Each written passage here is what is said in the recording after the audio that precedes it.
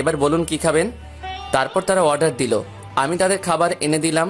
কিন্তু নাদিয়ার চেহারার দিকে তাকিয়ে দেখি ও মনে হয় কি চিন্তা করছে। কিছু মনে না করলে একটা কথা বলতে পারি? মনে করার কি আছে বলুন। নাদিয়াকে দেখে মনে হচ্ছে কি চিন্তা করছে। আমাকে একটু বলবেন কি হয়েছে? আসলে নাদিয়াকে আমি যে অফিসে চাকরি করি সেখানে নিয়ে গেছে, কিন্তু বস বলল তাদের নাকি লোক লাগবে না। তাই এখন সে চিন্তা করছে কি করবে।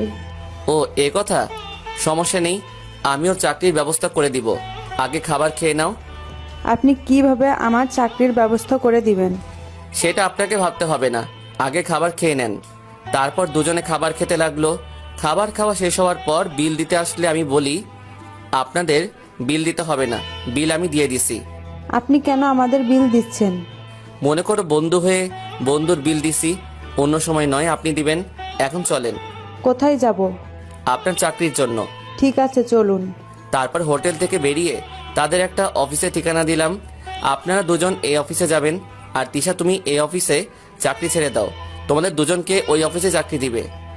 আপনি কি জানেন আমাদের এই অফিসে চাকরি দিবে?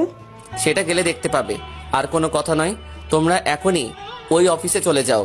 ঠিক আছে। তারা দুজনে একটা রিক্সা নিয়ে অফিসের উদ্দেশ্যে চলে গেল। তারা যাওয়ার পর আমি ফোনটা বের করে রাইসাকে ফোন দিলাম। হ্যালো ভাইয়া, কেমন আছিস? হঠাৎ ফোন দিলি যে? আমি ভালো আছি। শোন, তোকে যে কারণে ফোন দিলাম, বল। তোর কাছে দুইটা মেয়ে যাবে, একটার নাম নাদিয়া, আরেকটার নাম তিশা। তাদের অফিসে চাকরি দিয়ে দিবি। ঠিক আছে ভাইয়া, তুই কোনো চিন্তা করিস না, আমি তাদের চাকরি দিয়ে দিব। আর শোন, তাদের বেতন বাড়িয়ে দিবি। আচ্ছা ঠিক আছে। ওকে, ভালো থাকিস, নিজের দিকে খেয়াল রাখিস। ফোনটা কেটে আবার হোটেলে চলে গেলাম। কাজ শেষ করে বাসায় আসতেই হঠাৎ রাস্তায় দিকে একটা মেয়ে পড়ে আছে।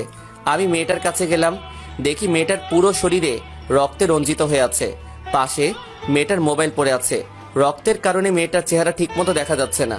আশেপাশে কোনো গাড়ি দেখতেছি না। কিছুক্ষণ পর দেখি একটা সিএনজি আসছে এইদিকে। তারপর সিএনজি দাঁড় করিয়ে মেয়েটাকে নিয়ে হাসপাতালে চলে গেলাম। ডাক্তার মেয়েটাকে ভিতরে নিয়ে গেল।